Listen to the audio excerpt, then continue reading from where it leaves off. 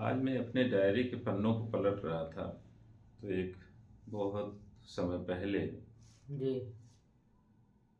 लिखी गई कुछ पंक्तियां मेरे सामने आई। तो मैं सोच रहा था कि उनको सभी लोगों तक पहुंचाया जाए।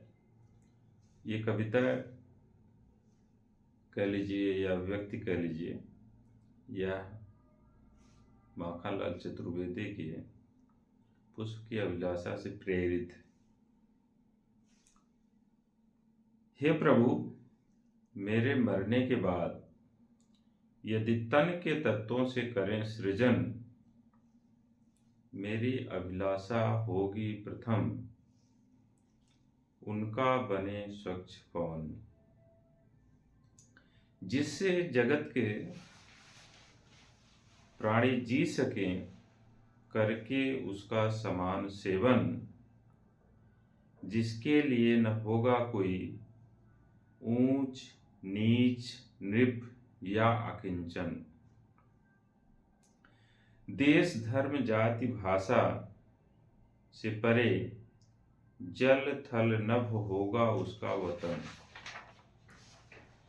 यदि ऐसा करना ना हो सके संभव, तो बना देना प्रभु उनकी जल निधि वाष्प ही सघन, जिससे प्रकृति की हर सजीव सृष्टियां अक्षुण्ण रख सकें अपना जीवन।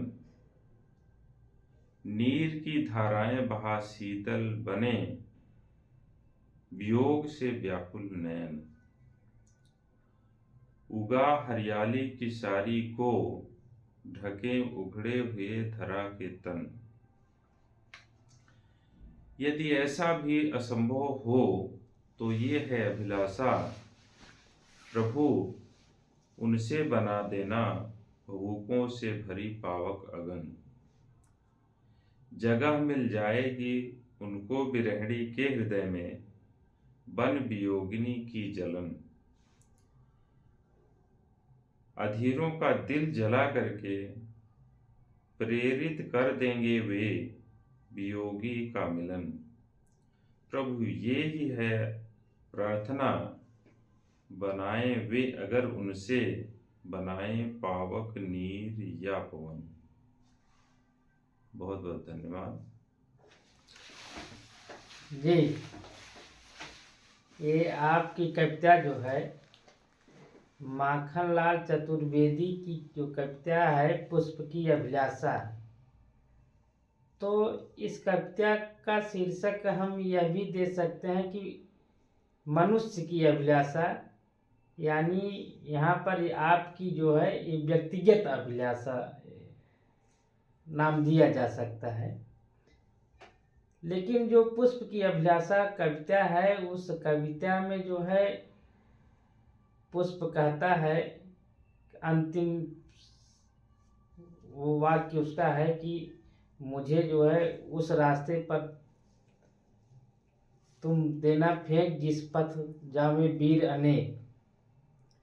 लेकिन आपकी जो ये कविता है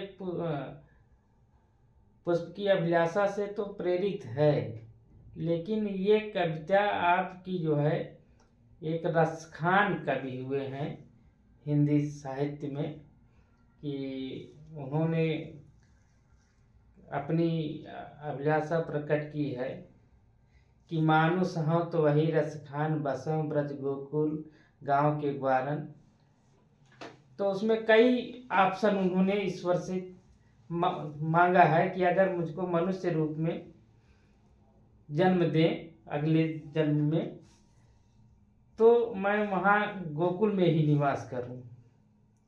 अगर मान लीजिए मेरा जन्म जो है मनुष्य वन में न हो करके पत्थर में हो, तो मैं वही पर्वत बनूं जिसे भगवान श्री कृष्ण अपने उंगली से उठाए हुए थे। और फिर अगर मान लीजिए उसमें भी न संभव हो, पक्षी योनि में जन्म हो, तो अगर उसमें हो तो मैं जो है यमुना नदी के किनारे कदम के वृक्षों पर जो है चहचहाऊं बैठ करके। तो इसमें आपकी कविता में भी जो है कि नदी का जल बन जाऊं या वायु बन जाऊं, या तमाम तरह की जो है इसमें बातें हैं। इस कविता के बारे में थोड़ा और बाद में विस्तार से हम लोग चर्चा करेंगे। हाँ, थोड़ी सी बात मैं इसमें जोड़ना चाहूँगा। पुष्प की अभिलाषा एक देशभक्ति से प्रेरित कविता है जो आज़ादी के संघर्ष के लिए एक प्रेरणा स्रोत रही है। और रसखान जी का जहाँ तक प्रश्न है, वो ईश्वर भक्त से प्रेरित है, जिसमें वो ईश्वर का सानिध्य प्राप्त करने की कल्पना करते हैं, लगातार बनाए रखना किसी चाहते न हैं, किसी ईश्वर रूप से में वो सानिध्य हाँ, प्राप्त करना चाहते हैं। चाहे पहाड़ के रूप में, चाहे पक्षी के रूप में, चाहे मनुष्य के रूप में, चाहे गाय के रूप में हो, मतलब पशु के रूप में। मतलब उनका ध्येय जो है वो हाँ। श्री कृष्ण जी को प्राप्त करना है। वो किसी भी रूप में वो मतलब विकल्प उनके सामने है कि वो वहाँ के वनस्पतियाँ बने या पत्थर बने या गाय बने या किसी न किसी तरीके से उनकी ईश्वर से आसक्ति वहाँ प्रदर्शित होती है। और हालांकि मैं पहले तो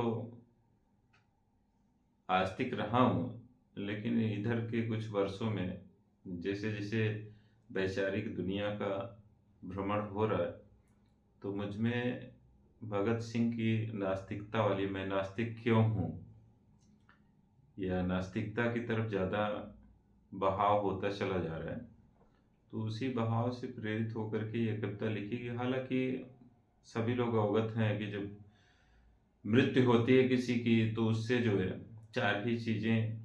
चार या तीन ही चीज़ें सामान्य तौर से निकलती हैं। तीन ही पदार्थ, एक तो है जल, दूसरा उसकी राख या पृथ्वी कह लीजिए, तीसरा उससे गैस जो बनती हैं वो वायु में चली जाती हैं। तो वायुमंडल, जलमंडल और स्थल मंडल, ये तीन ही अस्तित्व के कारक हैं। चौथा जो तत्व है अग्नि, वो एक तरीके से ऊर्जा का स्रोत है।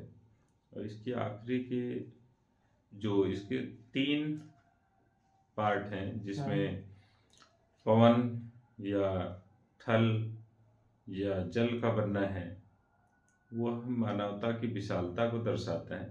और जो आखिरी पंक्तियां हैं कि जो विरह है या दुराव है, प्रेम का अभाव होता जा रहा है, तो उसको प्रेरित करने के लिए कि प्रेम भाव आज की दुनिया में फिर से बढ़े, ऐसा विचार इन पंक्तियों को लिखते समय आया था। हालांकि ना मैं कवि हूँ और ना मानविकी या भाषा के